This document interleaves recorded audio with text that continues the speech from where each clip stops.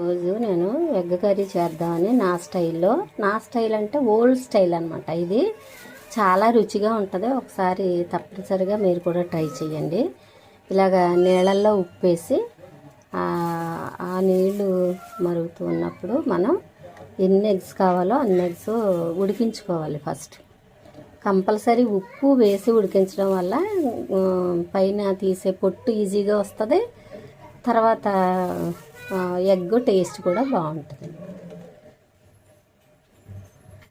Curry కోసం 3 పెద్ద size ఉల్లిపాయలు, 5 పచ్చిమిర్చి తీసుకున్నాను. ఇవి చిన్న చిన్న ముక్కలుగా కట్ చేసి చూపిస్తాను.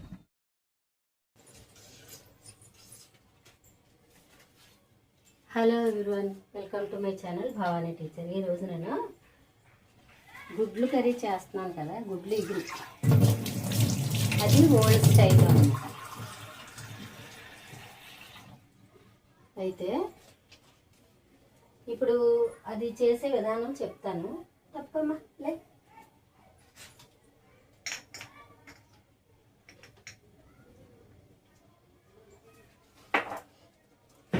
చాలా రుచిగా ఉంటుంది. ఒకసారి ఇలా ట్రై చేయండి మర్చిపోకుండా. ఇదిగో నేను పెద్ద ఉల్లిపాయలు 3 తీసుకున్నాను.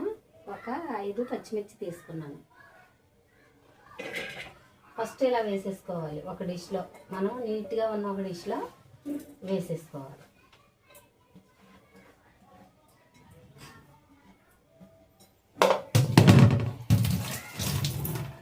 ఇవి మంచినీళ్ళు మార్నింగ్ ఈవినింగ్ మాత్రమే వస్తాయి. ఇది ట్యాంక్ వాటర్ అన్నమాట. అంటే నేను గ్లాస్తో నీళ్ళు ఇక్కడ తీసాను కదా, అదేంటి ట్యాంక్ వాటర్ అని మీరు అనుకోక్కర్లేదు. ఇది మంచి వాటర్ ఈవినింగ్ వస్తుంది. ఓకే, ఇప్పుడు ఉల్లిపాయలు పచ్చిమిర్చి ఇలా వేసేసుకుని దీనిలో కాస్త పసుపు, కొంచెం పసుపు,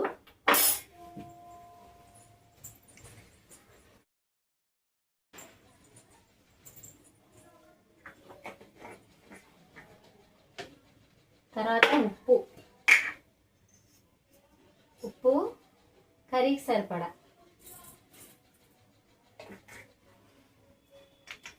తర్వాత కారం చిన్న బాటిల్లోకి ఇంకా తీయలేదు నేను, ఈ బాటిల్లో తీసి పెడతాను అన్నమాట. ఉప్పు కారం పసుపులు పెద్ద బాటిల్లో లోపల స్టోర్ చేసి ఈ చిన్న వాటిల్లో వేసుకుంటాను అన్నమాట. వంటగది దగ్గర, అదే స్టవ్ పక్కన ఇలా వేసేసుకుని దాన్ని వాడతాను. అది అయిపోయిన వెంటనే మళ్ళీ ఇలాగా రీఫిల్ చేస్తాను.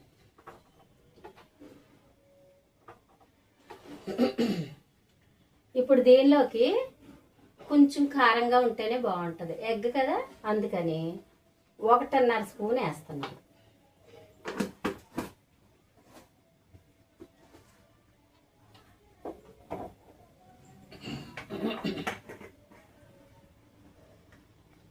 వేసేసి దీన్ని చేత్తోనే బాగా కలపాలి. చూడండి, ఇలాగా కలిపేయాలి. బాగా కనిపిస్తుంది కదా, ఇలా కలిపేసుకోవాలి.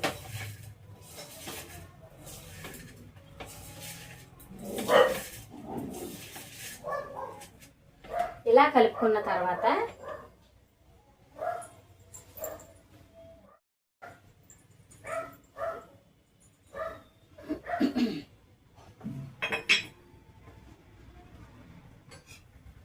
కర్రీకి సరిపడా ఆయిల్ వేసుకుందాం. నేను ఈ చిన్న గుంట గరిటతో 3 స్పూన్లు వేస్తున్నాను.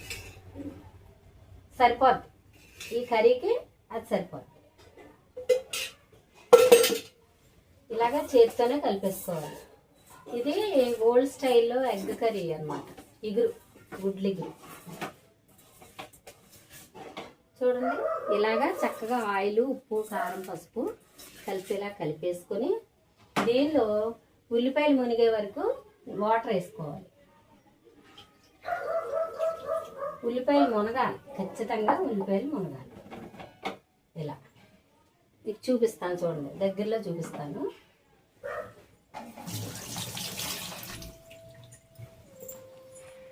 చూడండి, ఇలా మనం వేసిన వాటర్ ఇలా ఉల్లిపాయలు మునిగే వరకు వేసుకుంటే సరిపోతుంది. ఇప్పుడు నేను స్టవ్ ఆన్ చేస్తున్నాను. స్టవ్ ఆన్ చేసి ఇలా కలుపుకున్న దాన్ని మనం స్టవ్ మీద పెట్టుకోవాలన్నమాట.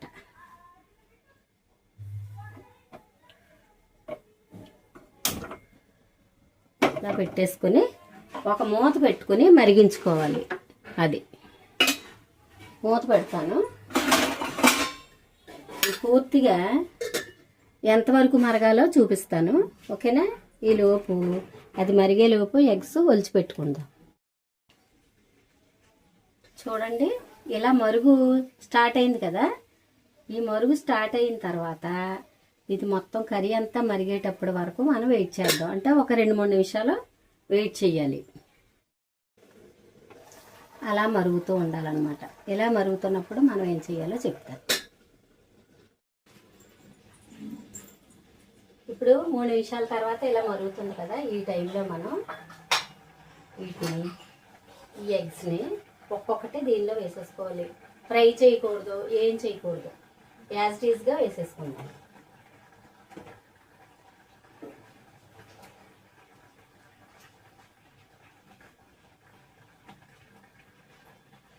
ఈ 2 మా టెస్లా ఫాల్కనీ. ఇప్పుడు ఇలా వేసేసాం కదా. వేసిన తర్వాత మూత పెట్టేసుకొని ఇది పూర్తిగా ఎగిరే వరకు మీడియంలో పెట్టుకుని ఎగిరించుకోవాలి. అంతే. ఓల్డ్ స్టైల్లో కోడిగుడ్లు ఎగురు ఇలాగే చేసేవారు, ఓకేనా? చాలా టేస్టీగా ఉంటుంది. ఒకసారి ట్రై చేయండి. దీనిలో టమోటాలు కానీ చింతపండు కానీ ఇంకా అసలు ఏ విధమైనవి వేయకూడదు. ఓకే.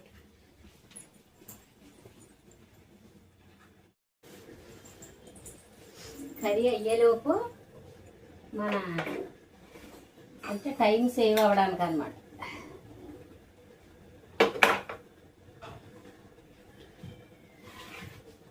ఇక్కడ రైస్ కుక్కర్లో రైస్ అయిపోయింది. స్టవ్ కూడా క్లీన్ చేసేసుకుంటే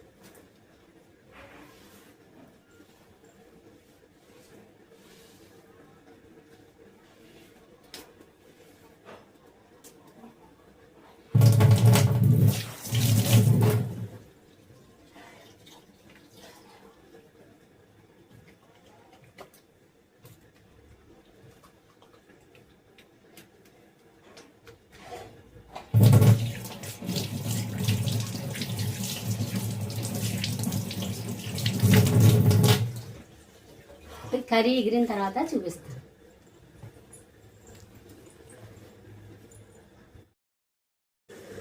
ఇప్పటి వరకు ఇలా మీడియంలో ఉంది కదా.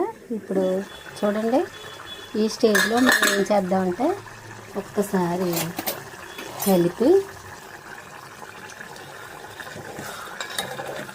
సిమ్లో పెట్టేసుకుందాం.